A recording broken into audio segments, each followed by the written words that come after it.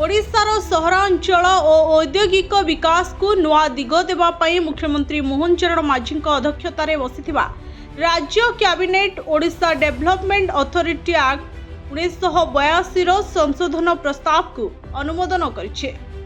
एही संशोधन माध्यम राज्य इकोनॉमिक रीजन डेवलपमेंट अथॉरिटी गठन पर आईनगत व्यवस्था कराजिबो। नूतन ओडिशा डेवलपमेंट अथॉरिटी बिल 2026 अनुसार एकाधिक सहर और जिला को एकत्र करी सेगुड़ी आर्थिक अंचल भाव विकसित कराजिबो।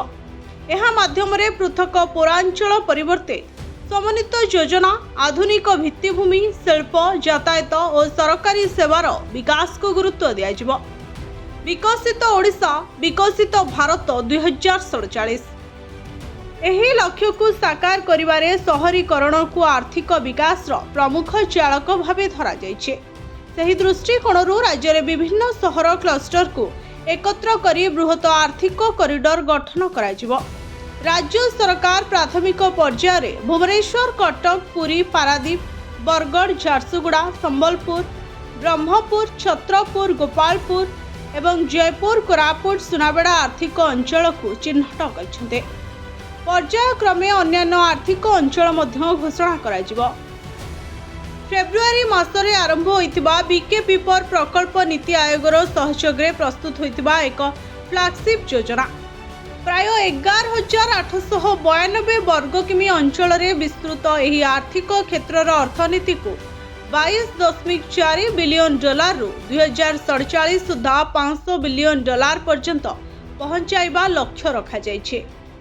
एही अंचल धातु शिल्प सूचना प्रजुक्ति बायोटेक्नोलोजी वस्त्र शिल्प रासायन हेल्थ टेक और पर्यटन क्षेत्रर 80 रु अधिक प्रकल्प योजना करा जाइछे। केंद्र सरकार सिटी इकोनॉमिक रीजन्स योजना अधीन प्रारंभिक भाव 5,000 कोटी सहायता घोषणा करथिबा बेले 30 रु अधिक नीतिगत पदक्षेप मध्य ग्रहण करा जाइछे।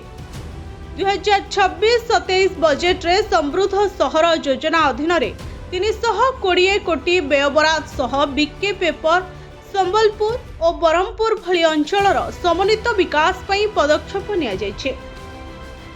एहा छड़ा भुवनेश्वर नुआ सहर विकास पई पूर्वरु 1,342 कोटी मंजूर करा जाइछे। मुख्य शासन सचिव अनुगर्ग कहवा अनुसार वर्तमान विभिन्न सहर रे पृथक पृथक डेवलपमेंट अथॉरिटी कार्य करुथिले मध्य समग्र आर्थिक अंचल पई कोनोसी समन्वित संस्था नथिला। ईआरडीए गठन हेले विभिन्न विकास कर्तृपक्षक मध्य समन्वय वृद्धि पाइब एवं योजनार कार्यकारिता बढ़िब। विधानसभा बिल पारित हेबा परे बीके पेपर ओडिशार प्रथम इकोनॉमिक रीजन डेवलपमेंट अथॉरिटी भावे गठित हेबो। एही अंचल रे भुवनेश्वर कटक पुरी पारादीप बंदर शिल्पांचल लॉजिस्टिक हब एवं प्रमुख धार्मिक और पर्यटन केन्द्र गुड़ी को एक समन्वित आर्थिक अंचल भावे विकसित कराजिबो। एहा राज्य रे विनियोग आकर्षण नूतन रोजगार सृष्टि आधुनिक भित्तिभूमि विकास एवं जीवन यापनर मान उन्नत करिवारे सहायक हेबो बोली आशा प्रकाश करछन्ते। Bureau report Odisha fast.